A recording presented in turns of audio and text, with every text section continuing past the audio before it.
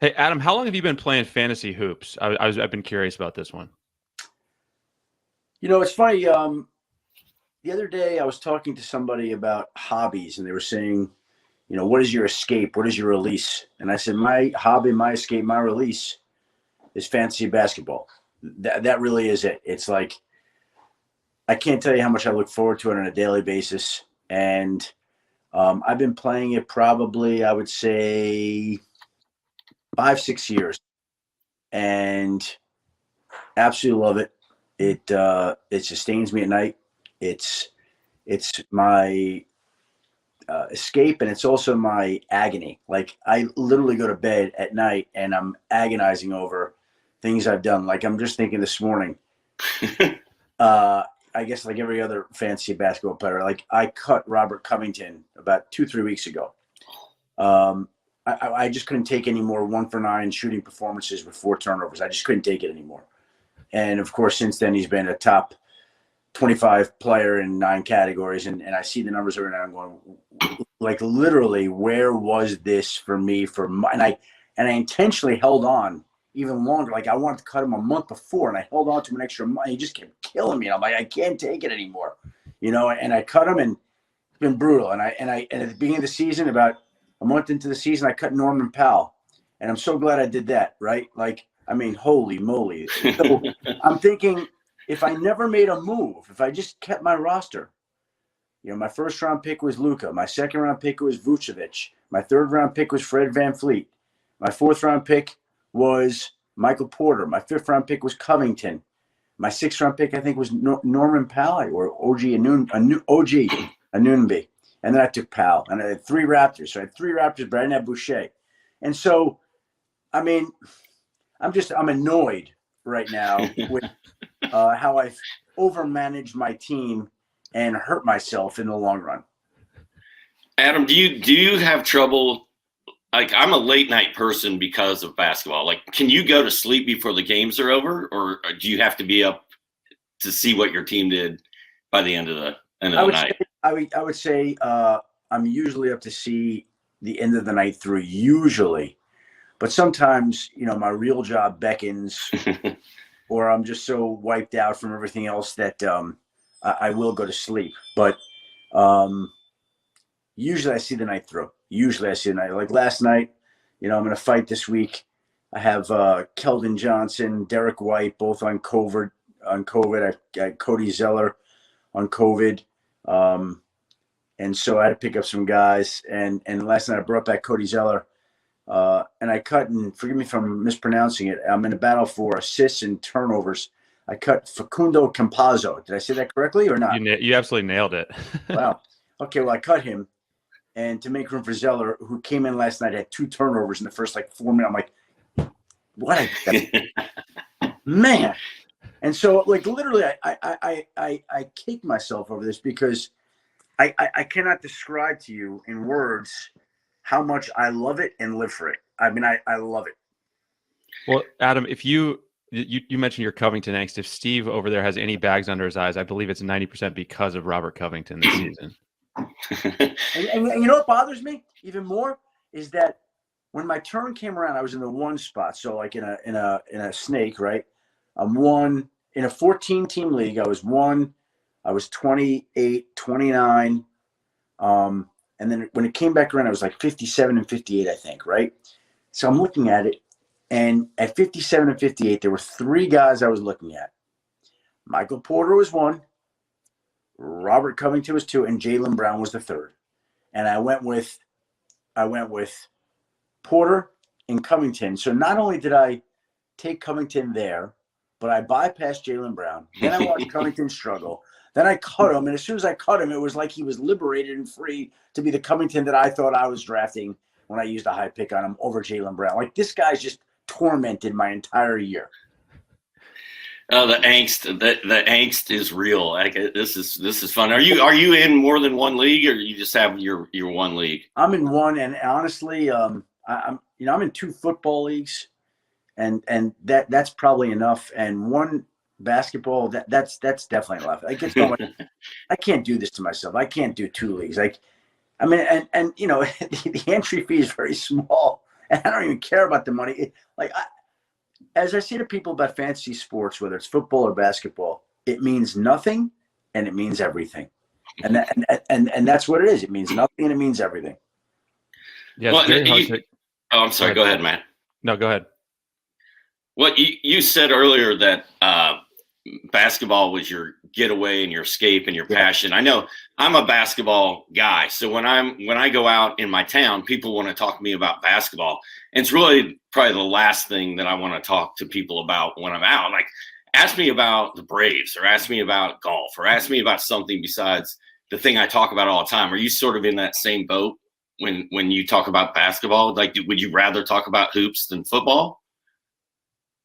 Probably. When you're out casually? Yeah, probably. Yeah, I think.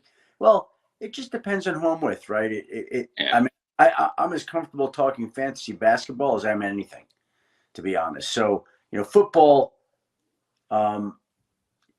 Football.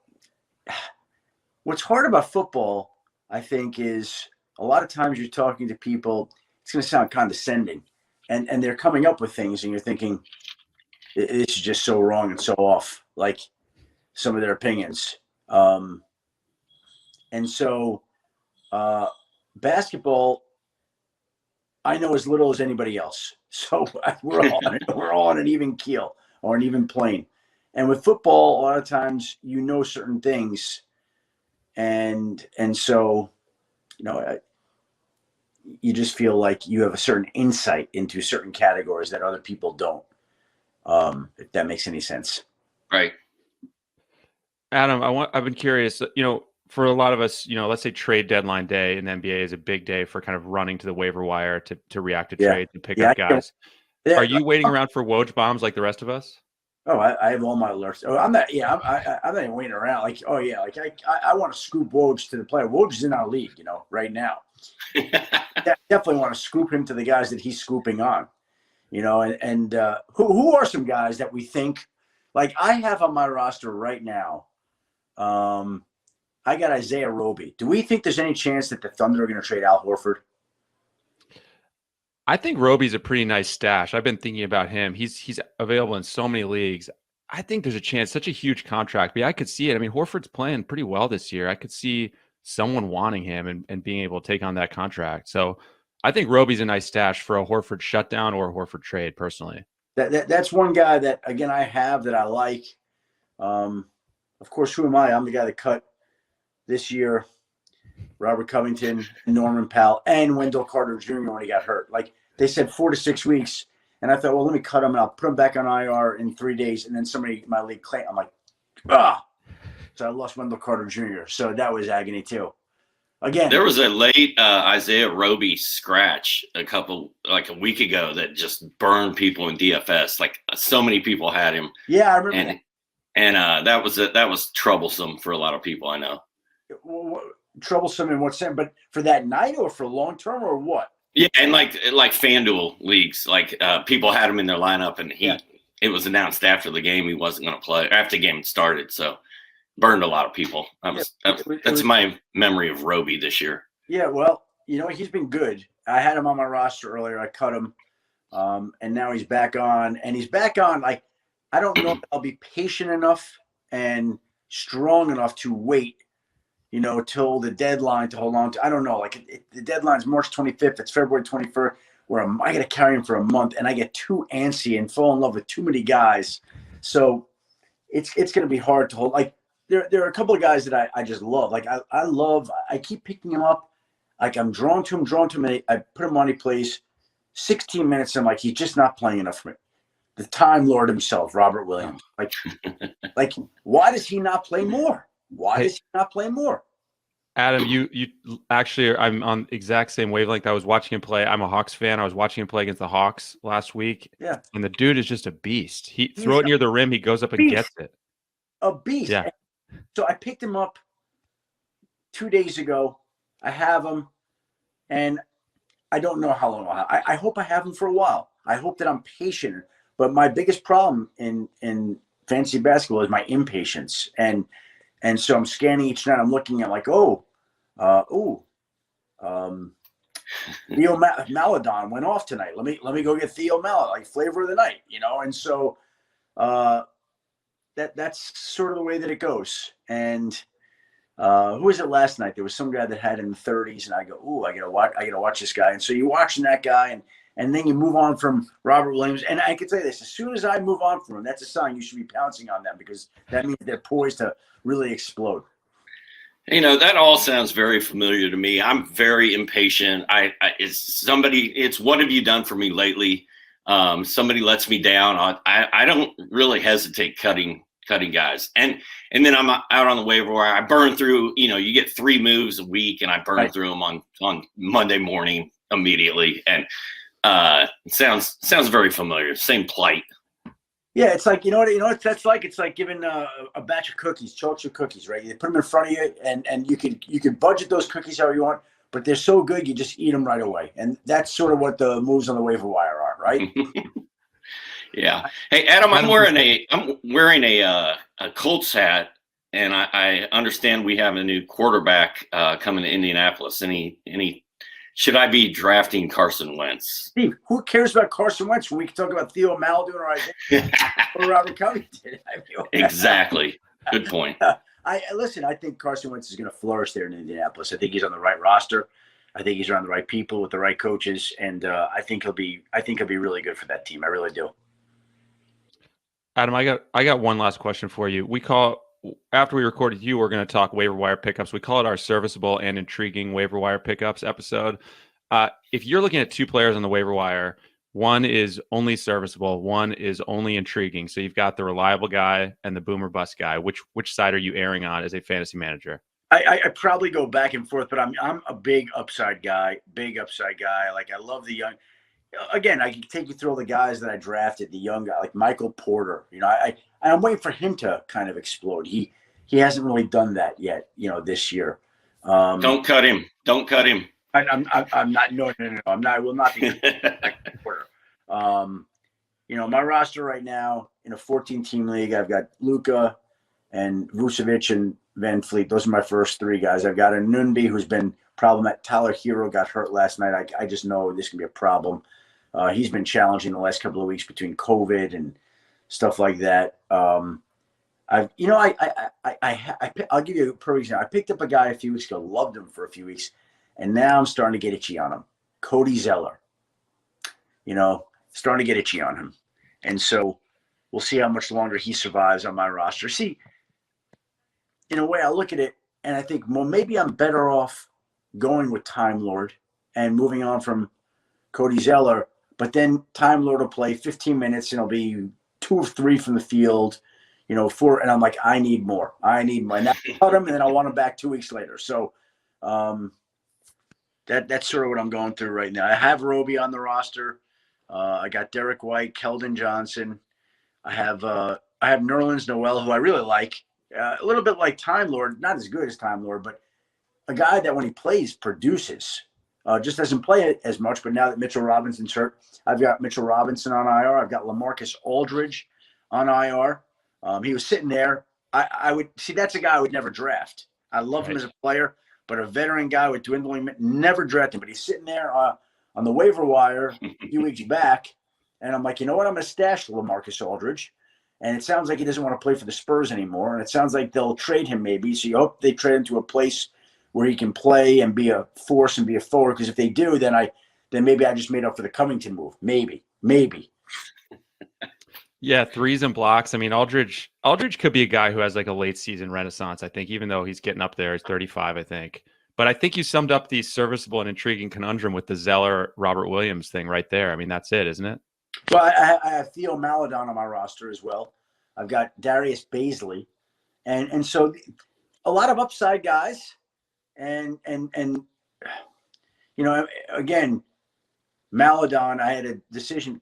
Campazzo, the guy I cut yesterday, I had to cut either Campazzo or Maladon. And I agonized over. I'm like, well, which one? I'm like, well, am I keeping the guy through the weekend? I said, what's the difference? Knowing me, I want to be these guys a week from now anyway. It really doesn't matter. My prediction is that Cody Zeller will not be on your team by tomorrow morning. No, he will be. But the problem is he's got a matchup Monday night against Utah. And the last time he played Utah, Gobert ate him up. And that doesn't seem like a matchup that Cody Zeller is going to shine in. And so if and when he goes 1 for 6 on Monday night with 3 rebounds and is 2 for 4 from the free throw line with 3 turnovers, at that point, I may get real itchy. And if somebody that night happens to be going off and I see, oh, my God, there's whoever it is having there it is. I might just drop Cody Zeller for that guy that night. That could happen. All right. Okay. Well, you don't need us to tell you this, but you can follow him on Twitter at Adam Schefter. Hold on. Before we go. Oh, yeah. What are we endorsing on the waiver wire today? Like, I got to know. Oh. Well, you know who caught my eye and is available in a ton of leagues is a guy that Steve and I have been high on all season, Derek Jones Jr. Who? Derek Jones Jr. He was on my team for a week. Cut him. Yeah. He's getting hot. He's heating up. Getting hot. Yeah, he's playing well lately. Of course, I cut him. Yeah, who else? We are going to talk about Maladone, Campazzo, and Robert Williams. Who else do we got? Give me a thumbnail of each guy. I like Maladone a lot, and I think you kept Maladone, right? Yep. I mean, the steals alone, I think, make him intriguing. I agree, and he's a great free shooter. Yeah. Campazzo is interesting, but does Denver really want to play him like consistently? They have too many guys there, so that's why I moved on from him. When Harris comes back from his adductor, Will Barton's back now, Morris is back from the shoulder. Like he's pretty productive, Campazzo, when he plays. He's very productive. Campazzo was fun when everybody was hurt. Now that everybody's healthy, you can't mess with him. Correct. Robert Williams, we like him, right? But just it never leaves you satisfied. It's kind of like eating Chinese food for dinner. You get done and you're hungry again an hour later, right? Yeah, you want to eat 4 dishes. You got to have 4. Robert Williams is the guy who we want to get minutes, but just because we want it to happen doesn't mean it's going to. You know what I mean? He's that dream. That the dream is Robert Williams getting 25 minutes because he'd be a monster. You know who he reminds me of? Honestly, last year, I went back and forth on Christian Wood. Like I picked him up, cut him, picked him up, cut him, picked him up, cut him. And then I picked him up at the end when finally the fuse was lit and Detroit finally played him, and then the season got shut down. So Robert Williams to me is a version of Christian Wood last year. And I was on Wood the whole time, and I was waiting for him to explode. And it finally happened. You just hope that you're on the guy at the right time when I'm on the wrong end of these more often than not because of my impatience. Adam, I think at this point we can dive into the pickups that we're going to talk about. If you want to stay for that, you're welcome to and comment on them. And if you want to go, you can check out. It's cool with us either way. Well, listen, I'm going to read about it, okay? But all right. I read about it, or is it just going to be the audio here? No, the column will be up soon if it's not already. That Jonas writes. Email to me when it's out. It's Sunday. I got my daughter up. I shouldn't spend my Sunday as much as I would like to talking about. Right on. Fire pickups. Hey, Adam, we appreciate you hopping on with us, man. Any podcasts? Anything you want to plug before we get out of here? If you want to listen to the Adam Schefter podcast, that would be greatly appreciated, but there are no fantasy basketball waiver wire pickup recommendations on there. However, there is an insight. Hey, Adam, thanks a lot, man. We enjoyed it. Yeah, this is awesome, man. Thanks for coming on. Take care.